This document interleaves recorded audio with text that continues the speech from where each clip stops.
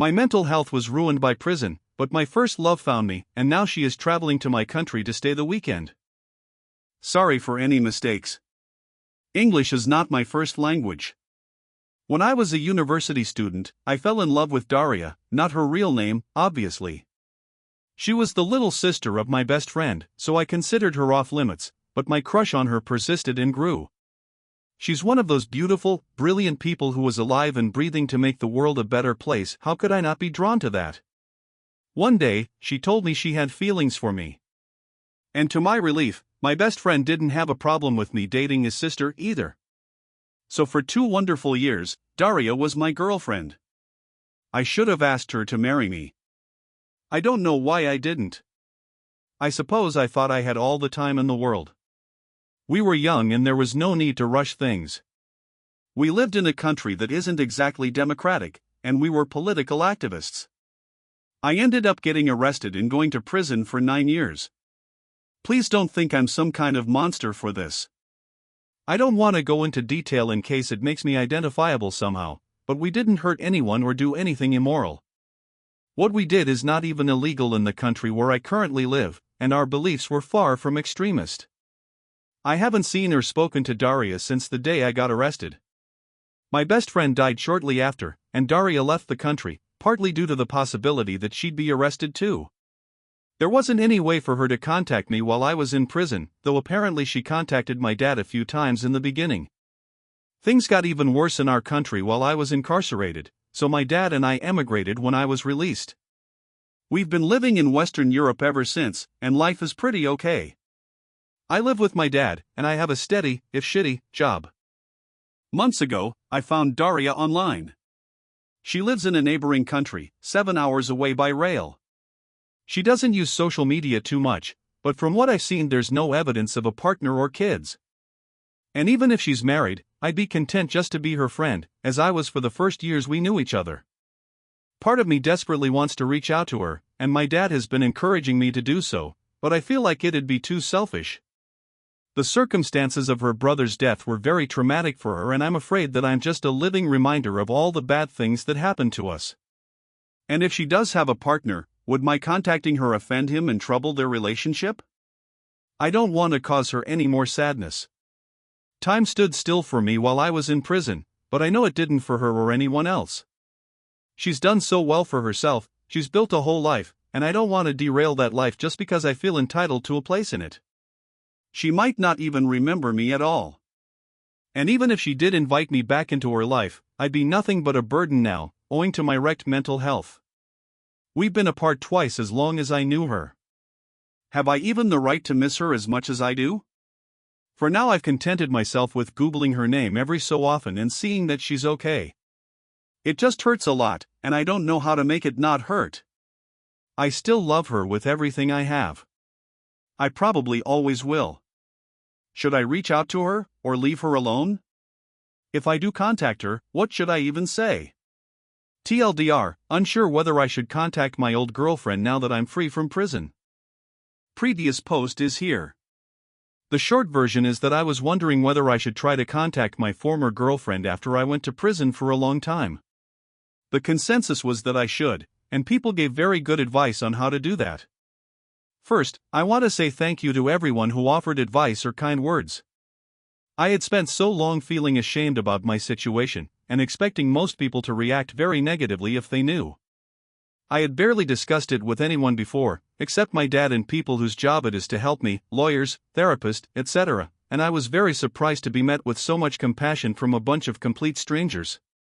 Thank you, truly. Several people asked for an update, and that's the least I can do in return. I sent Daria a message the evening after I made my post. It was something like, I don't mean to intrude, but I wanted to say hello and thought I would give you my new contact information in case you ever felt like getting in touch. If not, that's completely fine too. I left her my mobile number and email address, wished her well, and that was that. I knew it might be a while before she responded, if she responded at all. So I tried to put it out of my mind. Early Monday morning, my phone rang. It was an unfamiliar number from the country where Daria lives. Who else would ever be calling me from there? I panicked a little bit, but I managed to answer in time. She asked a few times if it was really me, and I couldn't tell if she was laughing or crying. At first she called me by the very affectionate version of my name she used to. But then she quickly apologized and corrected herself, which broke my heart a little bit. It was an awkward phone call, but not in a bad way. I was extremely nervous, and it seemed like she was too. But happy, also. Some of you mentioned that Daria would want to know that I was safe, and this was more true than I could have guessed. Because unrest in my country increased a lot during the last year I was in prison, she was afraid that they would decide to quietly kill me rather than let me go. There are documented cases of other prisoners like me having met very suspicious ends in the months before my release, so it wasn't a totally unreasonable worry. She also said she repeatedly tried to send me parcels of supplies and put money on my commissary account, but her attempts were rejected without explanation. After my sentencing, I was not allowed to receive correspondence or to have a commissary account at all, because of the classification of my crimes, so she was forced to give up.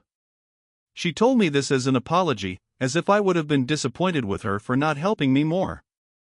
I had no idea she had done any of that. I do know that it was not a safe thing for her to do, and I feel terrible that she put herself at risk trying to make me a little more comfortable. She didn't seem to want to talk about what happened any more than that, and so we didn't. We changed the subject to more lighthearted things, our jobs, the cities where we live, how my dad is adapting to a new country, etc. When she arrived at work and had to end the phone call, she asked if I wanted to continue talking through a messaging app. Obviously I said yes, and downloaded it immediately. We sent messages throughout the day, and she even interrupted her commute home to send me a picture of a restaurant modeled after one of my favorite books, just because she thought I would like it.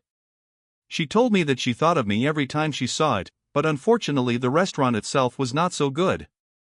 I was afraid she wouldn't remember me, but she even remembers the things I like to read? She remembers a lot of little things, even stuff I forgot. We have been sending messages back and forth ever since, and talking on the phone after I finish work at night, until she gets too sleepy.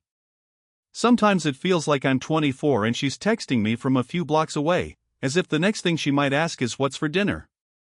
Other times it seems like we're trying to will dead versions of ourselves back to life in order to avoid acknowledging what we've lost.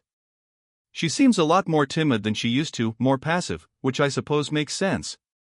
Sometimes I worry about how much I've changed, and that maybe she won't find anything left in me that's worthy of her. But if I could express in words what it feels like to hear her laugh, I could explain that there's also a lot that we know very well. She hasn't lost her kindness, or her warmth, or her empathy. She still cares about me, and I still care about her.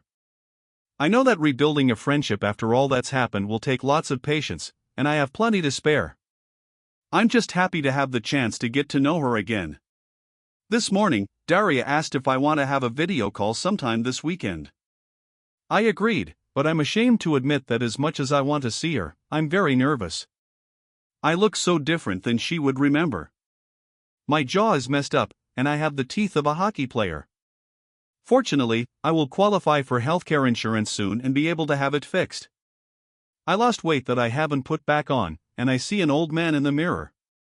I'm also worried that I will get very emotional when I see her, and embarrass myself that way. I don't really cry in front of people. I'm not used to it, and this doesn't seem like a good occasion to start. Aside from not wanting to appear pitiful, I don't want her to feel forced to comfort me. If anyone has some advice on how to handle this, it would be much appreciated. Overall, this week could not have gone better, and I am extremely grateful to everyone who gave me the little push of courage I needed to send her that message. 1,000 times, thank you. TLDR, I sent a message to my former partner, she was thrilled to receive it, and we have been happily getting to know each other once again. Edit, just to clarify, she doesn't have a husband or kids. As I said in my first post, I only considered contacting her because there was no evidence of a partner on her social media. But I understand that my first post wasn't visible for a while, so I can see why that may not have been obvious. Sorry for the confusion. I've had a lot of people ask for an update, so here it is. The last 2 months have gone by very fast. I told Daria that I was nervous about the video call, and she insisted on having it right away so that I could get it over with and stop worrying. Seeing her made everything feel real in a way it hadn't before. She still looks like herself, or even more beautiful, different only in the sense that she is fully an adult now. The place she lives is very different from our home country, with a distinct culture to which she has assimilated. That she had time to adapt and feel completely at home in this place broke the illusion that no time had passed.